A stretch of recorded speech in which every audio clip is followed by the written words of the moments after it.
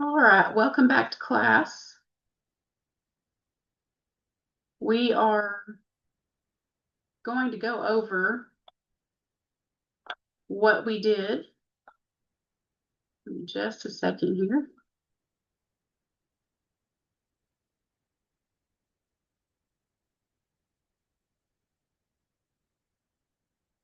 We're going to start with determining word meaning. That was one of the assignments that you did.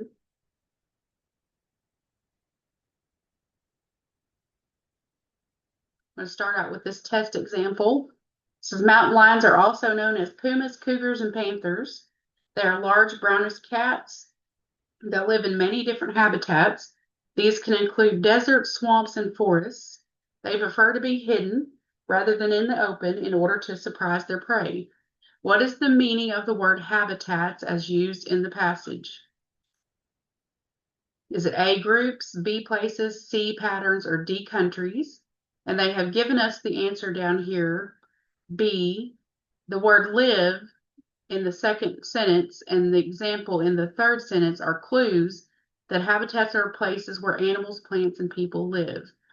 So another good rule of thumb, if you can replace this word with places, it makes total sense in that sentence, right? So if you said they are large brownish cats that live in many different places, that would make sense. The rest of these do not make sense according to the passage. All right. Mountain lions rarely attack humans. However, people should use caution while they are hiking or biking in wilderness areas where mountain lions are known to live. Here are a few recommendations for ensuring your safety when enjoying the outdoors. These suggestions will lessen the chances of having unwanted encounters with mountain lions. Never hike alone. This is good advice whether or not mountain lions live in the area. Situations can arise in which you might need the help of another person. Keep children near you at all times. Do not let them wander out of your sight. If you see a mountain lion, try to stay calm. Do not run away from the mountain lion. This could elicit or set off the mountain lion's instinct to chase you as if you were prey. Do not move toward the mountain lion. Instead, stand your ground and make eye contact with the animal. Do not bend over or crouch down because this will make you more closely resemble a mountain lion's four-legged prey. Stand upright and try to appear large. Speak in a loud voice and wave your arms. When the mountain lion sees that you are not prey, it will usually find a way to escape the situation. Just remember that when you first encounter a mountain lion, your main goal is to convince the lion that you are not its prey. By standing tall, speaking loudly, and waving your arms, you also tell the lion that you may be a danger to it. All right, the first question is, here are a few recommendations for ensuring your safety when enjoying the outdoors. Which word means the same as the word recommendations? Is it A, outdoors, B, suggestions, C, chances, or D, encounters? What do you think? A, B, C, or D? Type that in your chat box for me. Which word means the same as the word recommendations? Yes, it is B, suggestions. If you were to replace recommendations with that word suggestions, it makes total sense in that sentence. That's a good way to check yourself. Situations can arise in which you might need the help of another person. What does the word arise mean in this passage? Is it awaken, stand tall, happen, or move forward? What do you think?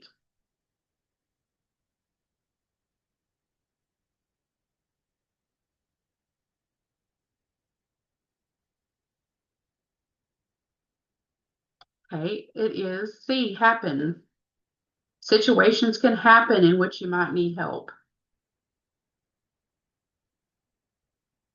This could elicit or set off the lion's instinct to chase you as if you were prey. What word or words help you understand the meaning of the word elicit? To run away, to set off, to instinct, or chase? A, B, C, or D?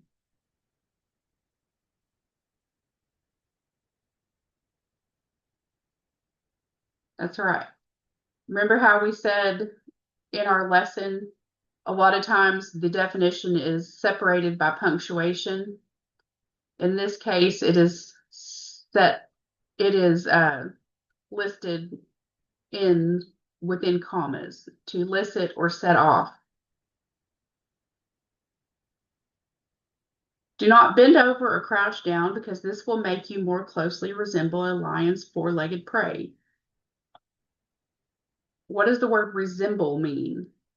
Think of, seem to, search for, or look like.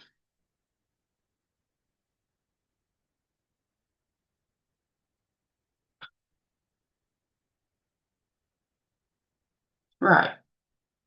The answer is D, look like. Will make you more closely look like a lion's four-legged prey. See if you replace that, it makes sense. All right. That was all of that one. Let's look at workplace words in context. All right, we have a memo to all maintenance personnel from R. Jones, maintenance supervisor. It says you may have noticed that we have purchased and installed the latest Q10 machines. We must add these machines to our preventative maintenance or PM schedule. Familiarize yourself with the instructional manual your team leader will give you. Note that these are very technical machines that require careful PM. Your team leader will show all members of your team the PM procedures for the Q10. You will then be assigned one part of PM for all the Q10 machines, and your part of the PM will be listed on the complete PM schedule. As with most PM, the Q10 will need to be lubricated or oiled every day with high-grade oil to make sure its moving parts run smoothly. Because the Q10 is a complex apparatus, the machine will be adjusted on a daily basis to make sure it performs efficiently. The flag on the machine tells how often each PM task must be done. Your team leader will assign and schedule these tasks for team members. All right, first question is, as a member of the machine maintenance team for a large manufacturing company, you receive the above memo. Based on the passage, when machinery is lubricated, it is what? It is made slippery, given fuel, moved around, started up, or cleaned and washed.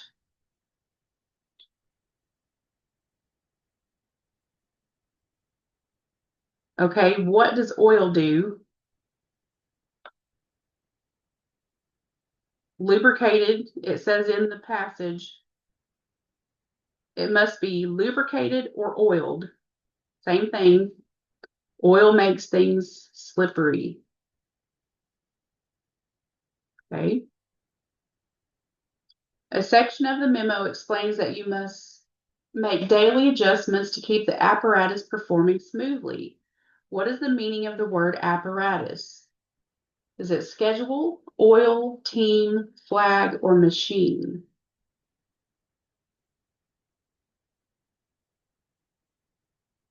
Okay. It is machine. And if you look in the passage, it says, because the Q10 is a complex apparatus, and then it turns right around and calls it the machine. Okay, same thing.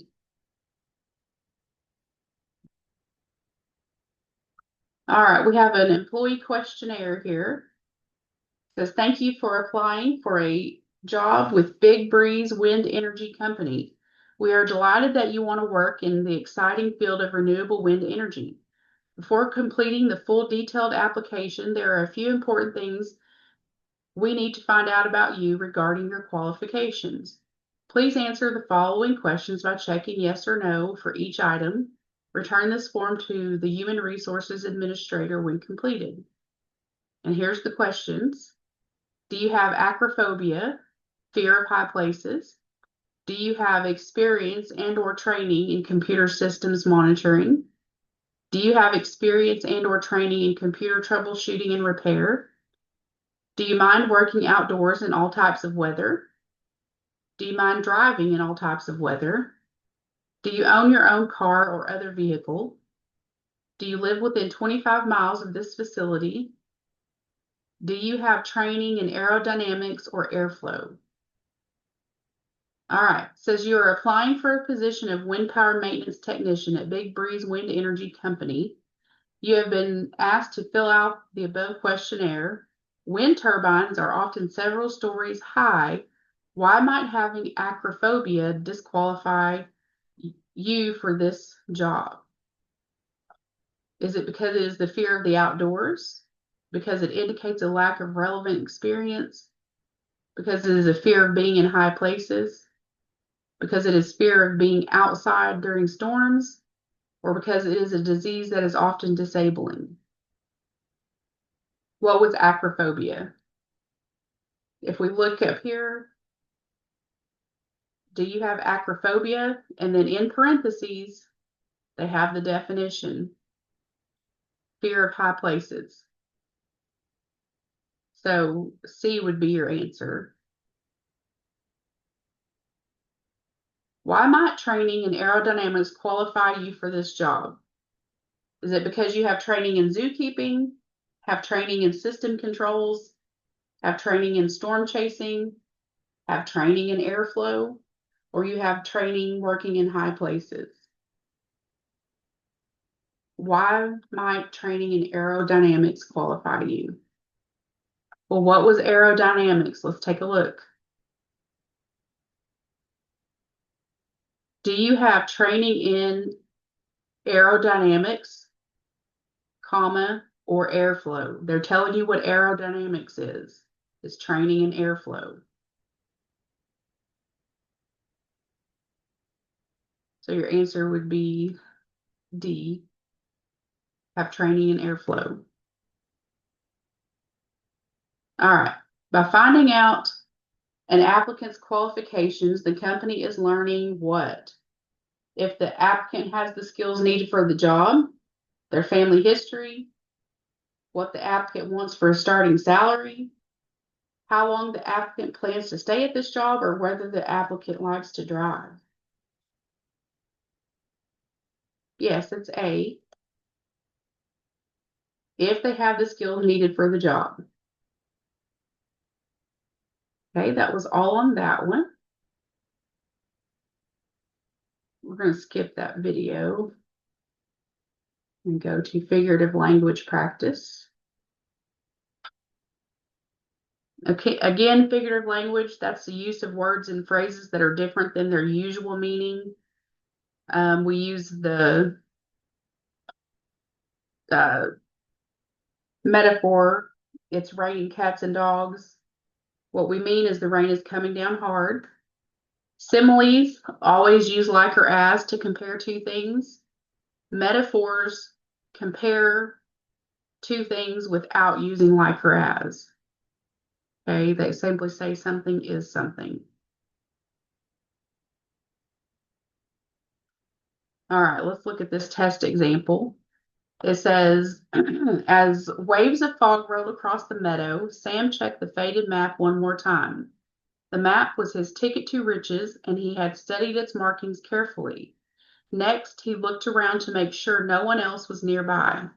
Satisfied that he was alone, Sam picked up the shovel and forced the blade into the ground with his right foot. His heart thumped in his chest like a galloping horse. Again and again, he filled the blade and flung its load of dirt aside. Rivers of sweat poured off his face as he dug deeper and deeper into the earth. What two things are being compared in the simile in this passage? And they've given us the answer, C. It's this sentence, his heart thumped in his chest like a galloping horse. The words like is used to compare the thumping of Sam's heart with a galloping horse. So C was the answer on that. All right, let's look at this one. It says monarch butterflies are found in many parts of the world.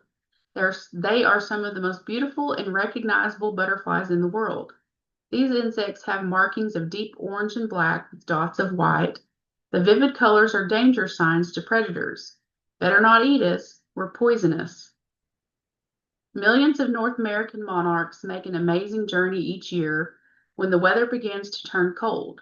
They migrate from Canada and the northern United States to California and Mexico, a journey of more than 2,000 miles. During this migration, people may see colorful ribbons of butterflies traveling south for the winter. They spend the season in the mountains of Mexico. Females begin laying their eggs in early spring, some in Mexico and some along their journey northward. They lay tiny eggs on milkweed plants. These glistening miniature pearls decorate the plants for about 4 days. Small green and white caterpillars soon emerge from the eggs. They feed on the milkweed leaves like eating machines. After a couple of weeks, the flattened caterpillars attach themselves to leaves or branches, shed their skin, and form hard shells. In 9 to 15 days, butterflies emerge from the shells and open their wings as delicately as the unfolding of flower petals. Then they take to the skies. All right, in the first paragraph, which of these is a metaphor? Most beautiful and recognizable butterflies in the world. Markings of deep orange and black with dots of white. Vivid colors are danger signs to predators. Or better not eat us, we're poisonous. Which one is a metaphor? A, B, C, or D?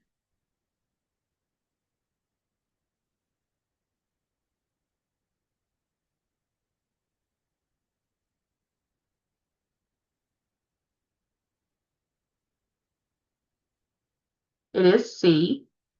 They're comparing vivid colors to being danger signs. All right, in the metaphor in the second paragraph, what two things are being compared? North America and Mexico, warm and cold climates, land journeys and air journeys, or colorful ribbons and monarch butterflies? What do you think? A, B, C, or D?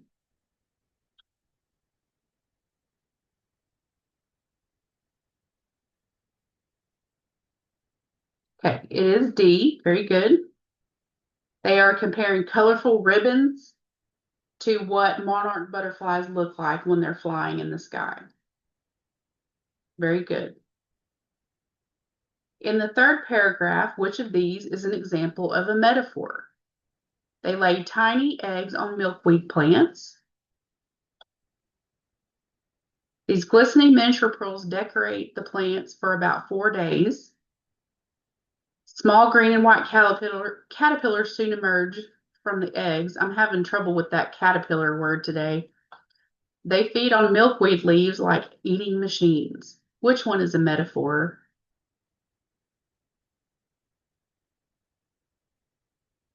It is B. This one is a little difficult for some people, but what they're doing is they're comparing miniature pearls to the eggs. Okay, that's what they're talking about the eggs. In the last paragraph, which word signals the author's use of a simile? Well, what do we know about similes?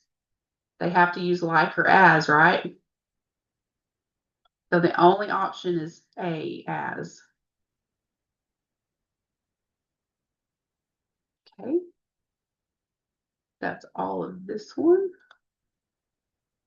Let's look at connotation practice.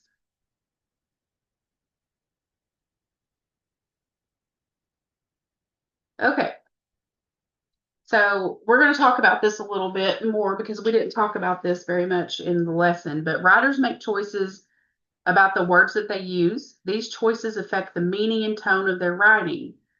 So all words have a basic dictionary meaning, but they can also have a connotative meaning, which are associations that the word brings to mind. So connotative words are usually connected to emotions. The words cozy and cramped have similar dictionary meanings, but cozy suggests something warm and comforting, while cramped suggests something uncomfortably small. So if you were to look those two words up, the definition is very similar. It's going to say a small place. But If I'm talking to you and I'm telling you that a place is cozy, that sounds a lot better than cramped. Cramped has a more negative connotation. Okay. Um, let's look at this. It says last week I went to meet a new neighbor. Shortly after I entered the woman's house, she scooped up a clawed creature and thrust it towards me. I stumbled backward onto the porch. The connotative language is the clawed creature. That is an accurate dictionary definition of a cat, but the words suggest a negative attitude towards the cat. So if I was a cat lover, I would probably say she handed me the fur ball or the fluff ball or something like that. I wouldn't say a clawed creature. A clawed creature suggests a negative connotation, which tells us a little something about the person. They may not like cats, right? Um, the word thrust instead of gave suggests the use of force, and the word stumbled instead of moved suggests being off balance. So the connotative language conveys the writer's negative attitude towards cats while at the same time setting a humorous tone. All right, let's read this test example. The Princess Bride is a gold mine of quotes. Lines from this 1987 classic are still in use more than 30 years after the movie's release. Even today, some theaters show the movie and encourage fans to quote along with memorable lines such as inconceivable and as you wish. What is the connotation of the word classic as used in the passage? And they've given us the answer as C. The connotation of classic suggests that the work has lasted many years because of its value. So it's something that's old but valuable.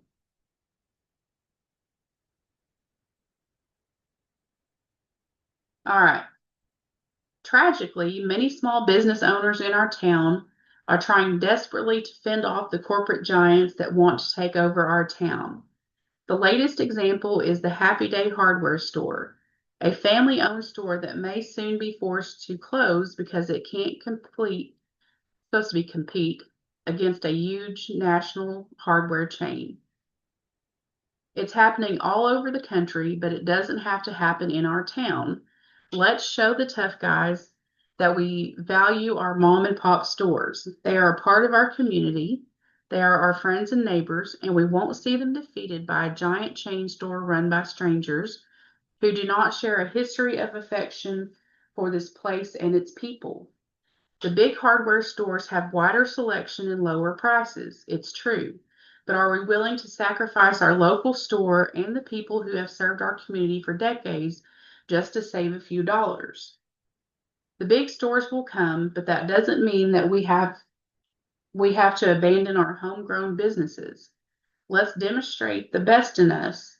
We urge you to go by Happy Day this week and show your support by buying something and pledging to remain loyal customers. All right. Tragically, many small business owners in our town are trying desperately to fend off corporate giants that want to take over our town. What is the connotation of the word giants? Is it extremely tall persons or things? Enormous and threatening persons or things?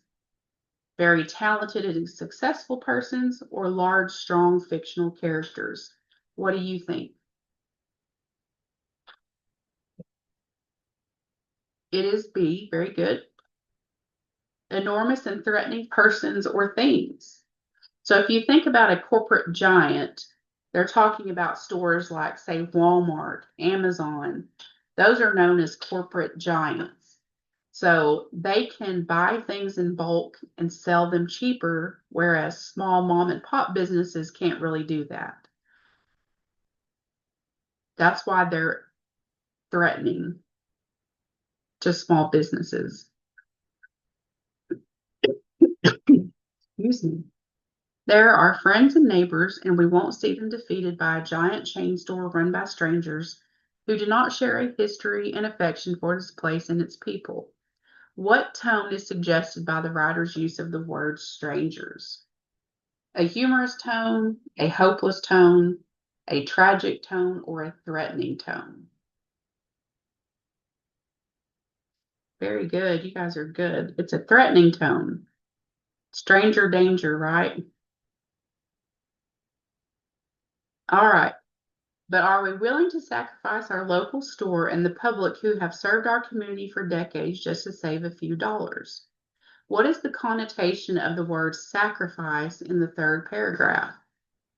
Is it willingly giving up something, accidentally losing something, eagerly offering something, or helplessly accepting something?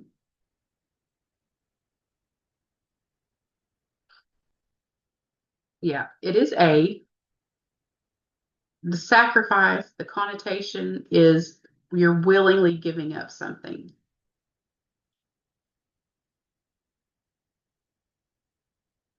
Which word in the last paragraph suggests a persuasive tone? Is it abandon, homegrown, urge, or loyal? Yeah, it is C. They're urging you to go buy something, right? They are trying to persuade you to go buy something. Very good. All right, any questions on this?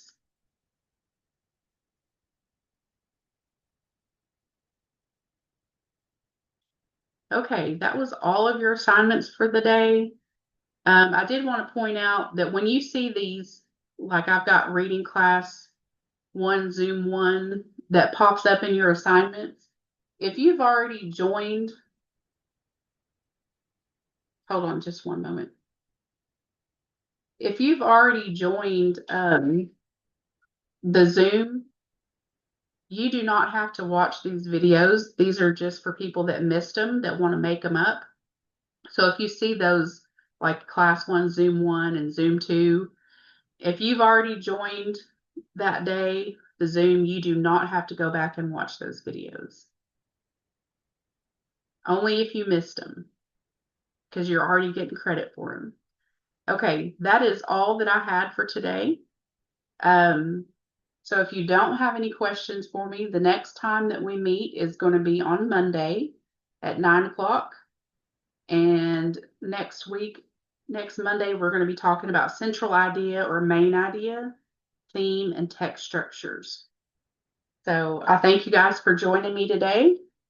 I hope that you learned a little something today. I hope it wasn't too strenuous on you. So if you don't have any questions for me, you can go ahead and type your name in the chat box to sign out of class. And I will see you on Monday at 9 a.m.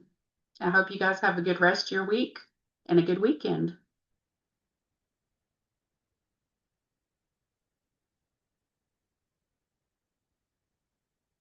Thank you. Y'all have a great day.